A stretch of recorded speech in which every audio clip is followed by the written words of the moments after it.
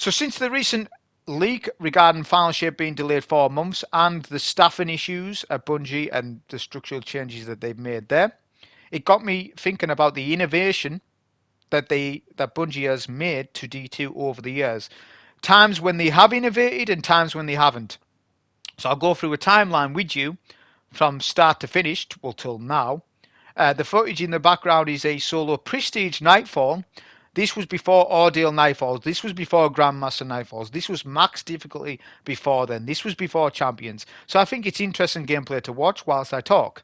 So I'm not going to do any comment regarding staffing issues on Bungie's side of things. I want no comment about it. I don't want to talk about it. It's terrible news. You can't make comments about a subject that you don't really know about. Sony's in disarray, Bungie's in disarray, and a bad thing has happened to a bunch of people. Don't talk about it on the internet. Keep your mouth shut. You don't know nothing about it, and neither do I, so I'm not going to talk about it. But what I am going to talk about is keep your head in the game. Let's analytically look at the game as a realist when the game has innovated and when it hasn't. Because the game has been neglected, and I'm going to prove it to you. So, 2017, September, Destiny 2 comes out. It's at the back of D1, which was 3 golden years of content, by the way. If you compare that to what we get now, it's golden years. All right? It's a success, a massive success. Everyone likes D1. Right, D2 comes out. The game breaks records on sales and stuff. I'm pretty sure. I don't know the numbers, and someone's going to tell me them, but I don't care. I just know that it really sold well. But when the game come out, it was flat because we had double primary heavy for PVE. The game, the framework of the game was based around you having double primary and heavy. I mean, the bosses are balanced around that. The ad density is balanced around that. Your abilities are balanced around that. Everything's balanced around that. So the game was balanced properly for what it gave us, but people weren't happy with the power fantasy of the game then. And I can understand to some degree. I definitely can understand the double primary system because it wasn't good enough. Fusion rifles should be special weapons, shotguns should be special weapons, and they changed that. But the thing is, when I was actively making content during that time, I knew they were going to do all that stuff. So I was happy to keep playing because I understood that D2 had the framework of years it had the runtime of years to go. They just needed to do a lot of changes, and they done it. They promised it for Forsaken, and I waited. I don't know why all yous left. When you look back at it, anybody who left then, I think that was your fault, not Bungie's. Well, it was a bit of Bungie's fault because they made it double primary for PVE. They were wanting to do a balanced PvP state for Destiny 2. So PvP was going to be the primary objective, not PvE. PvE was just meant to be the second objective. What they didn't realize is their demographic is PvE players. Majority of them are PvE players. So if you mess up PvE, you mess up most of your demographic. This is fact. This isn't like me just making it up. I know. I've been making content on the game regarding PvE, not PvP, PvE. Maybe because it suits me, obviously, but also I'm aware, I'm checking numbers all the time. Steam numbers, Destiny tracker numbers. I know the split between PvP and PvE. And I know that most of you are PvE, and I'm including lore in that. So if you're a lore person, that's PvE. That's PvE stuff. Alright, that's that category. That's not PvP. PvP is multiplayer. PvE is player versus enemy. And lore is included within that. Because you do PvE to get the story, alright? So that's how I look at it. So the game is flat because of double primary heavy, and the only DPS meta during that time was cluster rocket, crouch behind a rally trick to get infinite rockets fired. It was the only meta that we had, and a bit of Cold Heart. Obviously, we get Leviathan launched as the first raid for Destiny 2, which, in my opinion, it hit the ground running, I think. I thought it was a fantastic raid because it was balanced around you having what you had. I don't mean that it's right to have double primary. What I mean is that they got the balance right in terms of the guns and the kit that we had for the job that we needed to do. Whereas the job that we have now for the GMs and the raids are not balanced around the builds that you have or the weapons that you have, which is an issue. Which I might, if I've got time at the end of the video, I can tell you how to maybe tailor that and fix it. But anyways, so D2 falls flat. The campaign's actually really good though, because when you play week 1, day 1, you lose your light, you lose all your weapons. Everyone's like, what's going to happen here? So the story was good. I thought the story was good. I don't think it saved it. You still lost players, but I thought it was okay. We then go to Curse of Osiris. This is Christmas 2017 or whatever, right? This turns the game into a running simulator. We introduce the Infinite Forest. The game does not innovate at all. In actual fact, it goes backwards. The game goes backwards. There is some Nightfall changes that are good though, but that falls on deaf ears because Destiny 2 isn't just Nightfalls. All right, so that does fall on deaf ears a little bit, but there was some interesting changes then. So Curse of Osiris is a disaster. We all know this. They're 3 days away from shutting the game. 3 weeks, sorry. Yeah? So we can all agree on that. We then get Season of the Warmind. This is where things take a huge turn. And in my opinion, this season, it wasn't classed as a season, but this era saves the game. Because it's still double primary heavy, but we get a new public event on Mars called Escalation Protocol, which can be played with a 9-man fire team. Which is unintended, but that unintended mechanic ends up being a fantastic one. Why? Because all the escalation protocol is very difficult. It's ad dense. You've got to defend the towers and the pillars, and you needed as many debuffs as possible. Back then, debuffs stacked, which you needed it because the bosses were that tanky. But it was very difficult. But it was very fun playing in a 9-man fire team, right? Which I've had this argument with you before. Destiny 2, if they want to innovate the game, they need to double fire team sizes up.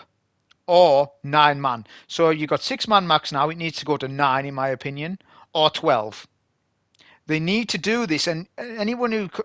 I've had people argue with me about it, but I know they're wrong. Because I understand the inner workings of the game.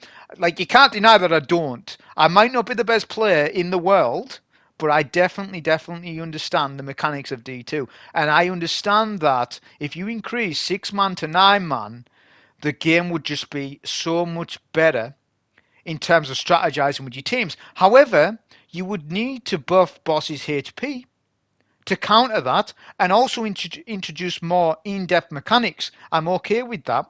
Let's have it balanced around that. So there should be 9-man made activities, up your raids extra, but that would be the new raids. But I'm just saying that Escalation Protocol was a good example of we upped the fire team.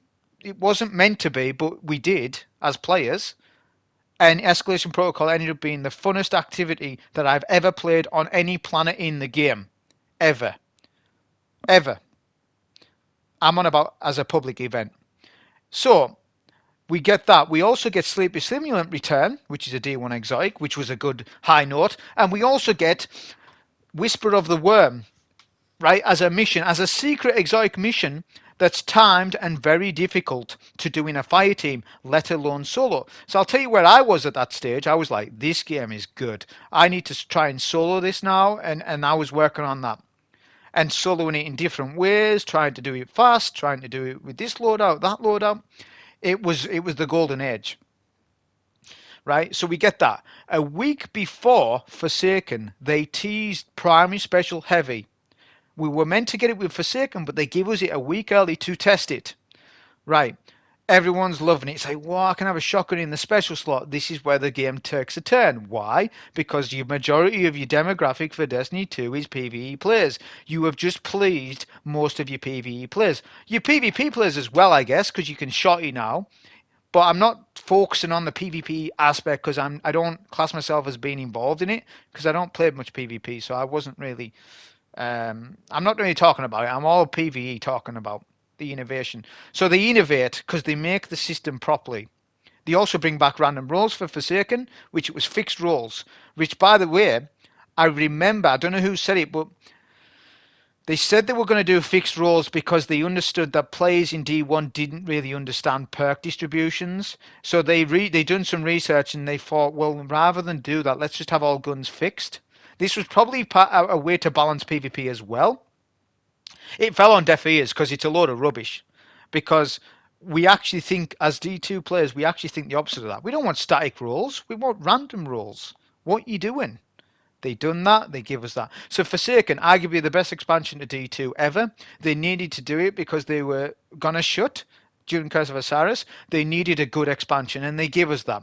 So what's the groundbreaking things that Forsaken did? It gave us Primary Spiritual Heavy, right? It gave us dungeon content, which the game now needs dungeon content. Without dungeon content, the game suffers. Forsaken invented what a dungeon meant in D2. It was huge. It was groundbreaking. They innovated. And it was a secret. Where else did they innovate? Well, the planet, Dreaming City. It's the best planet that we've ever had. The campaign was good. Obviously, the story was good. And the after stuff. See, what you need to understand with an expansion is you need to have good quests with the expansion. Because when you have the quests, especially good ones, it feels like you're playing an online MMO. Now, Destiny 2 is categorized as a online looter shooter, shared world looter shooter. It is a looter shooter. You can't argue with that. But it's got online MMO aspects. It's an online game. You never beat it. You keep going over and over. So the game does well with well-designed quests, and they all were. Right? So Forsaken hits really well. All right?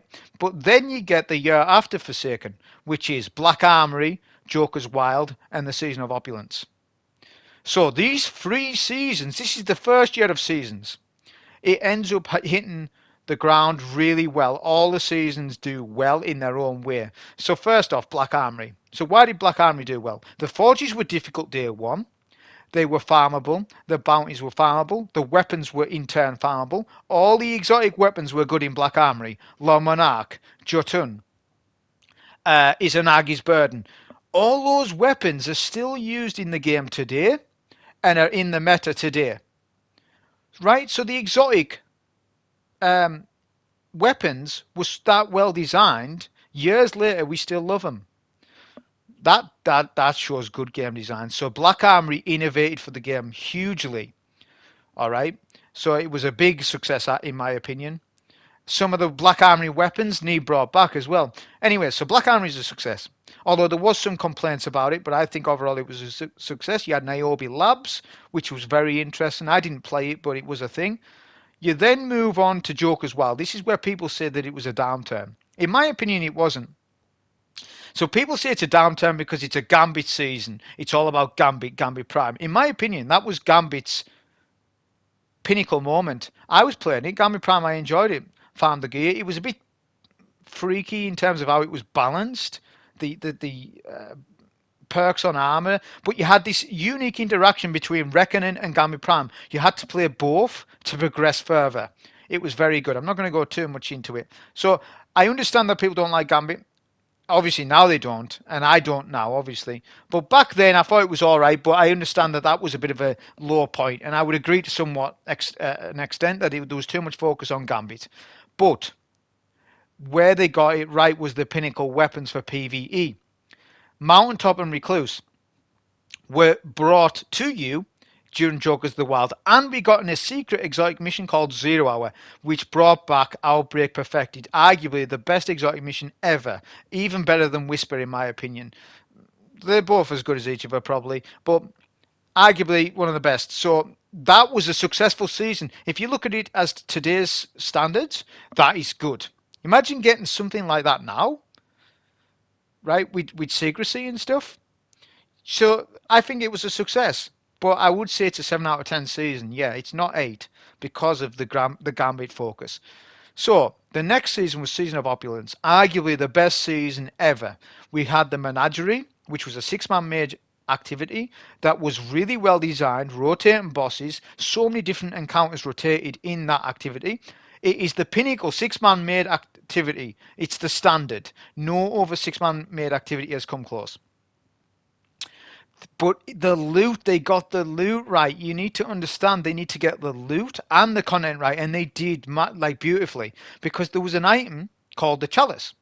You put runes in the Chalice to farm weapon god rolls, and you needed the certain color combination of runes to get what you wanted. It's a genius item, and whoever made it, like, I would love to know who made that item.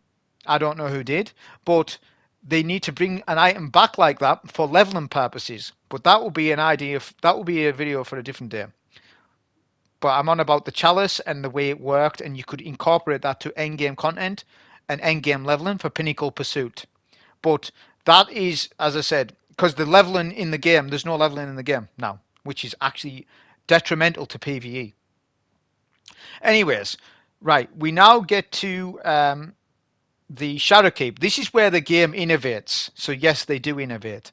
Why do they innovate? Well, they innovate because they change the Nightfall system to prestige Nightfalls, like what you're seeing here. They change it to ordeal Nightfalls. So you got your master as your pinnacle content, your master and your legend or whatever. It's groundbreaking because you get a new enemy AI called champions, barrier champions, unstoppable champions, and overload champions. Week one of that season, I was testing them all week long. Maybe for a month, I was testing them to learn them, right? So it was groundbreaking. My problem with champions is that they haven't done anything too much with them to innovate. They made some changes to make them easier. That's not innovation. So making a barrier shield on a barrier champ easier or as time goes on isn't innovation. We used to need Ariana's Vow to stun barriers, right? Now we've got Arbalest and Wishender, but back then you had to use Ariana's Vow or a sidearm or whatever it was, the barrier mod.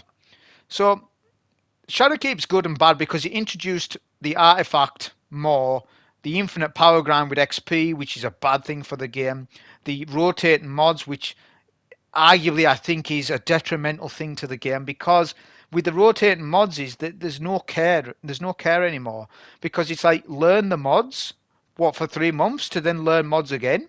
There's some mods that need to be staples in the game. There's some game modes that need to be staples in the game rather than reusable content. So the Shadowkeep year, the raid was fantastic. Garden of Salvation, nothing much more to say. It's a good raid. It launched good. The campaign was weird, but from what I remember, all right. We had a match-made activity called Vex Offensive, which was very sour, very stale, boring activity. I will say that, yeah, it was boring. No one played it. Let's be honest. So that wasn't good. We then move on. This is where I'm not going to talk too much between Shadowkeep and Beyond Light because nothing happened between that year that's noted. The only major thing that happened that year was Prophecy. Season of the Rivals was a very good season. It was the season before Beyond Light, which if you notice, every season before an expansion is good. They do this on purpose to hype the game up. Season of Rivals, highly rated. There's a lot of reasons for it. Witherhoard, Fallen Guillotine, Prophecy, the dungeon, best dungeon we've ever had. A lot of stuff went on. It was really good. Beyond Light comes, it sunsets a lot of weapons. Why do they sunset weapons? Because Joker's Wild introduced pinnacle weapons called Mountaintop and Recluse that dominated the game. So they sunset a lot of old weapons that are really good, like Breakneck, the Gambit Bow, all this stuff. Loaded Question, the old Loaded Question, that is not the new one. They sunset a lot of stuff just because of Mountaintop and Recluse being a problem. What they should have done, and it baffles me to this day, not sunset, all they needed to do, nerf Master of Arms by damage, because Recluse is in the game right now. It's called Funnel Web. It's literally the same feeling as Recluse, in my opinion. It's just that the gun model is different. Frenzy is a 15% buff. Just make Master of Arms a 10% buff, because it can be procced by any weapon, and balance the gun. And that way you didn't need to sunset it. Mountaintop balancing would be make it an exotic and buff it and lower its damage output a little bit, but only a little bit. Have its power fantasy in PvE. PvP, I don't know how they balance Mountaintop for that. I don't know. But I'm just saying they should have made it an exotic. It was ridiculous that we had Sunset. And so Beyond Light was tarnished by Sunset. Right. But the campaign and Stasis was good. The campaign was good. This quest was grindy for Stasis, but arguably I think it was a success overall. It was just a bit of a thing of how long it took. It was but it was good. So Beyond Light's kind of mediocre in the middle. It's a happy medium. It could have been better. It wasn't the best, but it was next gen release as well for PS5 and Xbox. So that makes me look at it more fondly. Right. So then the year between Beyond Light and uh, Lightfall, Witch Queen, sorry. So I'm not going to talk too much about the seasons. This is where the seasonal drip feed come in strong. It wasn't a good year. It was really bad. So I'm not going to talk too much about it. But we got Witch Queen. Witch Queen got delayed. Witch Queen ended up being a very strong season, and they did innovate. Why did they innovate? They innovated because the campaign was legend difficulty. Day one to solo was an experience for people, and fire team as well. And this rewarded you with a leveling soft cap with blues. It was innovation. They innovated how legend campaigns should be in the game.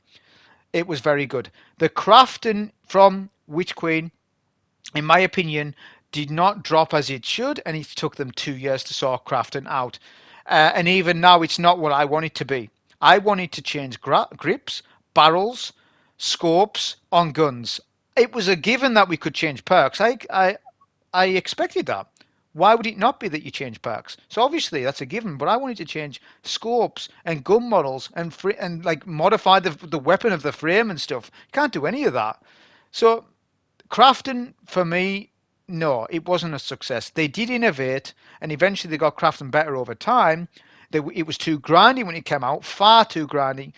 It still is kind of grindy, but you use materials to just level weapons up now, so it's kind of hit a problem. So Witch Queen was a really good, strong expansion. I would give it a 9 or 8 out of 10. And the raid was very good because they innovated by making a new raid boss that's close quarters, which we've never had in that capacity before. Very good, Valor the Disciple. The raid boss, very good. So Witch Queen did innovate.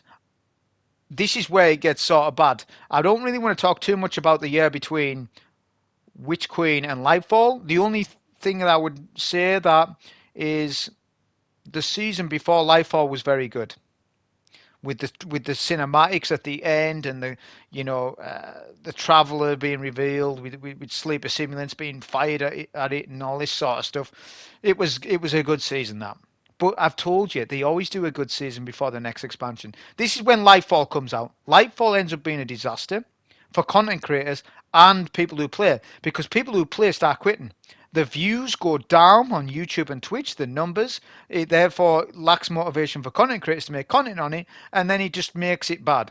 The Legend campaign would have been sort of a semi-difficult solo, kind of, but the story revolving around Lightfall was disjointed, and therefore people were unhappy with it. So Lightfall ends up not innovating at all. Bear in mind, we've still got champions in the game. Champions have not had any innovation. Why is there not Overlord Wizards? Why is there not an Overlord Hive champ in the game? Why? Why are we just stuck with the same champs? There's no extra innovation with champions. Like I told you, the only innovation that they've done with champs is nerf them. Because in 2019, they were very difficult. They've nerfed them. That's all they've done. That's not innovation. Innovation is create something new or change something intrinsically to them to make them different. An Overlord champion still works the same as he does now as he did in 2019. And I know this because I've done the test then and I've done the test now. They work the same. We haven't had any new champions. By now, Lightfall should have added new champions and new enemies. Well, sorry, they did. We had Tormentors. Sorry, Tormentors. So Tormentors are a very good addition. But that's the only addition, though. I expect more of a full expansion. I expect more. Although they are very good. And they are challenging in endgame. So Lightfall innovated with a new enemy type but only one. It's not good enough for it. And there's no new strikes. This is where the GM Conqueror Sale starts to lose traction because there's no new strikes to freshen your Conqueror Sale up. By now, we need a new Nightfall system in the game. Right? Like they did in 2019, they need to freshen it up to change the mechanics so that we have to rework it out. Because the game's figured out. We know everything. there's no point. It's not challenge and conquer anymore. They need to rework it. They need to make more strikes, bring back more D1 strikes for Final Shape. They have to. Because if they bring back one strike for that calendar year or two, it's not enough. You having a laugh. It is not enough. If anyone tells you that it's enough, then I don't know what to say to you, but two new strikes is no good. They need to be at least four with Final Shape, at least, to make it land well. Because we need to be able to have GMs in and out of that rotation. And that's another debate. Maybe change the way Nightfalls work, not six a season. Let's just have it on a weekly rotation type thing like D1. You don't know what Nightfall's coming up. I don't know. But they need to freshen it up, that's for sure. So the last two seasons have been good. Ghost of the Deep was a good dungeon, mechanically challenging day one, week one. That was a success. The rogue-like activities in the Season of the Deep was very good. This season has introduced a card deck system, which, to be honest with you, I have not got engaged with at all because it's not clear the systems on how it works, and I don't really like it. So I don't think that's been that good. And that's the innovation that we've had, I think, for the entire time of Destiny 2's PVE history, which hasn't been good enough on some years. Some years it's been exceptional, some not so good. That was my take on it. Hope you enjoy. Thank you.